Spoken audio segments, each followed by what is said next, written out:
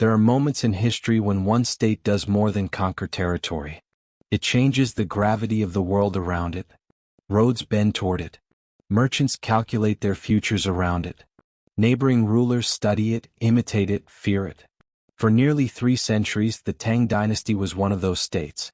Not simply a Chinese dynasty, but a civilizational superpower whose armies rode into Inner Asia, whose laws shaped East Asia, whose capital drew in Persians, Turks, Indians, Koreans, Japanese, Sogdians, monks, diplomats, musicians, and traders from across the known world.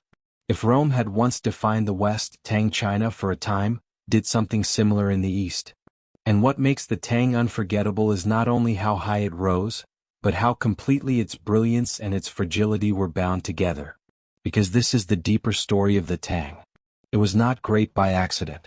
It emerged from centuries of fracture, built power through institutions as much as armies, turned openness into strength, and then discovered the oldest imperial truth of all: the forces that create greatness can also destroy it. The Tang matters because it reveals how empires become magnetic, how culture becomes power, and how even a golden age can carry the seeds of its own undoing. To understand why the Tang felt so monumental, you have to begin in a broken world. The Han Dynasty had collapsed in the 3rd century, and after it came long ages of division. North and South split apart. Rival courts rose and fell. Non-Han frontier peoples established kingdoms in the north.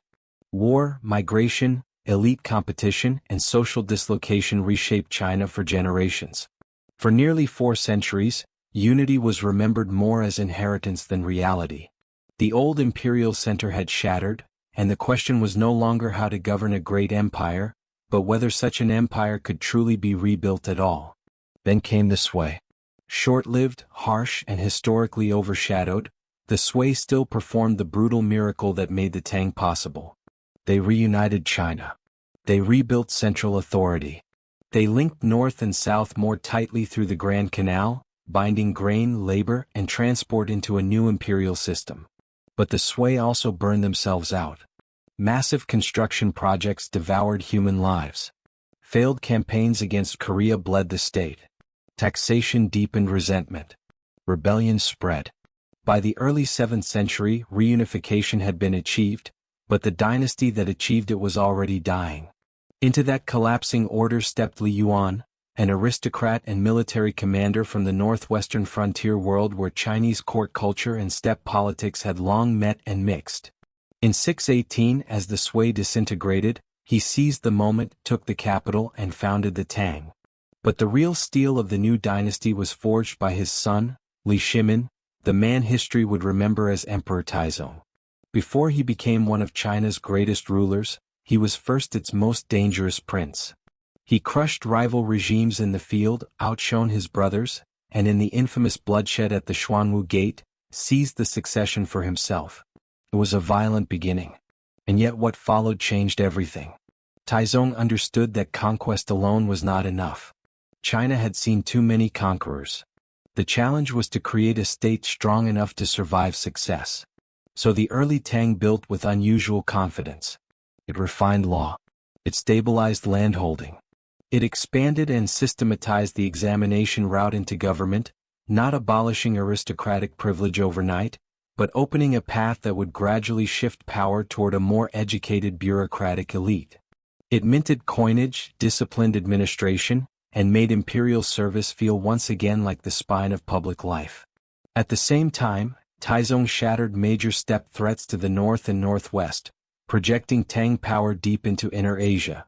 This mattered enormously. Control of frontier corridors meant security, prestige, and command over the arteries of trans-Eurasian trade. And so the Tang did something rare. It became at once more Chinese and more international. It was a dynasty rooted in older imperial traditions, but animated by frontier energy and confident enough to absorb outside influences rather than hide from them. That confidence found its greatest physical expression in Chang'an. To call Chang'an a capital is almost too small a phrase for what it was. It was an imperial machine, a planned universe of walls, gates, broad avenues, markets, palaces, monasteries, official compounds, and residential wards laid out with an almost cosmic sense of order. By the height of the Tang, it may have been the largest and most cosmopolitan city on earth. In its streets, foreign languages were ordinary sounds. In its markets, Central Asian horses stood beside Chinese silks, silver vessels, incense, medicines, glassware, and spices. Buddhist monks traveled through it. Persian and Sogdian merchants made fortunes in it. Korean and Japanese envoys studied its institutions. Foreign religions were not abstractions there. They had buildings, patrons, rituals, neighborhoods. This was not diversity as decoration. It was power. The Tang sat at the eastern end of the Silk Roads and it knew it. The empire secured routes, managed tributary relations, cultivated diplomacy, and converted exchange into prestige. Art from the period still carries that energy. You can see it in the famous Sangkai ceramics, with their flowing amber, green, and cream glazes. You can see it in the muscular Tang horses, in figurines of camel caravans and foreign musicians, in court fashions shaped by Central Asian taste, in music and dance imported, adapted, and made unmistakably Tang. The dynasty did not merely receive the wider world. It curated it, reordered it, and projected it back outward. But that was only the beginning. Tang greatness did not rest on one emperor. It was sustained and complicated by rulers who expanded the dynasty's possibilities in very different ways. None was more extraordinary than Zetian. She entered court as a concubine, survived the lethal politics of the palace, became empress, then regent, and finally, in one of the most astonishing acts in all of imperial history, ruled in her own name as emperor. To some later historians she was a usurper, to others a genius wrapped in ruthlessness. In truth, she was both formidable and transformative. She used terror when she needed it, but she also governed effectively, consolidated the empire, and further promoted officials chosen for ability rather than birth alone. Under her, the shift from aristocratic dominance toward a stronger scholar-bureaucratic order accelerated. The Tang was not only surviving succession, it was being re-engineered. Then came the age many remember as the dynasty's radiant summit, the early reign of Emperor Xuanzong in the 8th century. For a time it seemed unstoppable. The state was wealthy. The grain system functioned. Trade surged. The frontiers held.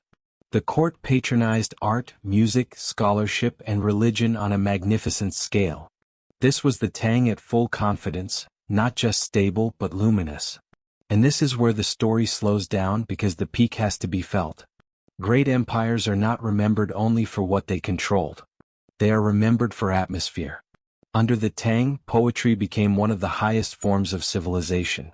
Li Bai turned moonlight, wine, exile, and longing into lines that still feel airborne.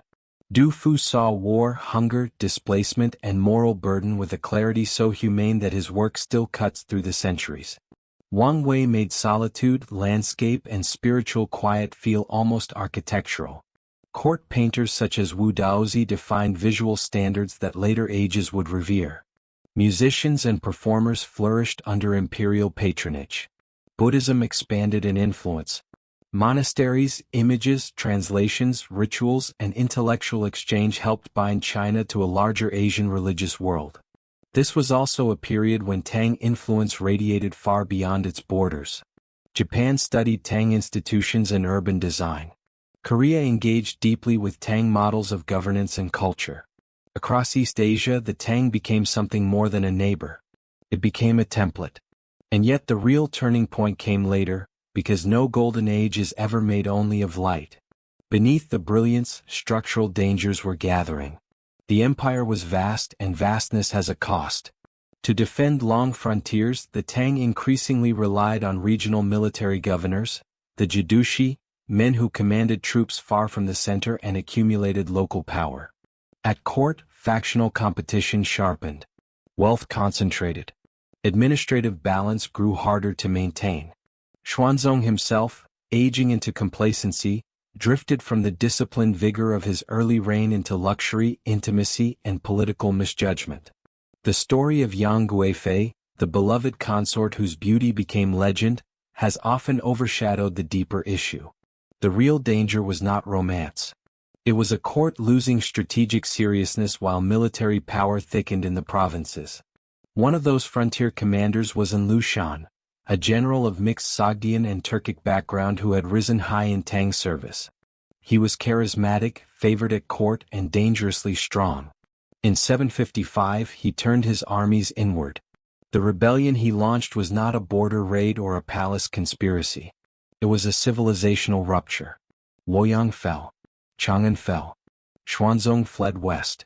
On the road, at Maui, the imperial guards mutinied and demanded the death of Yang Guifei, blaming her family for the disaster. The emperor, once master of the greatest court in Asia, could not save the woman he loved. It is one of those scenes history refuses to forget. An old ruler, his empire collapsing, his authority reduced to grief. The rebellion dragged on even after An Lushan himself was killed. Tang forces, aided by outside allies, eventually suppressed it. But victory was deceptive. The old Tang did not return. The demographic losses were immense. Cities were devastated. Revenues collapsed. Trust in the center broke. Provincial commanders who had helped save the dynasty were often left entrenched in their own power. The rebellion did not end the Tang in a single blow. It hollowed it out. What followed was a long, exhausting afterlife. The dynasty still ruled, but no longer with the commanding assurance of its prime. Eunuchs gained greater influence at court. Regional militarists ignored or manipulated the center. Fiscal weakness deepened. Rebellions flared again. There were recoveries, even bursts of cultural vitality, but the pattern had changed. The Tang was now a dynasty surviving on inherited prestige while real power leaked outward. In the late 9th century, another shock tore through the weakened empire. Huang Chao, a failed examination candidate turned smuggler and rebel leader, rode the tide of famine, disorder, and state failure into full-scale uprising. His army surged south to Guangzhou and then back north to seize Chang'an itself. The symbolism was devastating. The city that had once been the center of the world was now vulnerable to sack and ruin. Tang authority never truly recovered. Warlords closed in. Among them was Zhu Wen, a former rebel who became the dynasty's final executioner. In 907, the Tang ended not in one final glorious battle, but in usurpation, exhaustion, and political dismemberment. And still, that is not the end of the story. Because the Tang's real measure lies in what outlived it. Its legal thought influenced neighboring states. Its administrative model helped shape East Asian government for centuries. Its examination culture strengthened the ideal, however imperfectly realized, that talent and learning could legitimize office. Its poetry became part of the moral and aesthetic education of later China. Its art set standards for elegance, energy, and cosmopolitan confidence. Its urban vision echoed in capitals beyond China. Its religious and commercial networks tied East Asia more firmly into a wider world. Even printing, which expanded during the Tang, hinted at future revolutions in how knowledge could travel. And perhaps most revealing of all, the dynasty became memory in the deepest sense. In many Chinese communities overseas, the word for Chinese people could be people of Tang. Chinatowns could be streets of Tang people.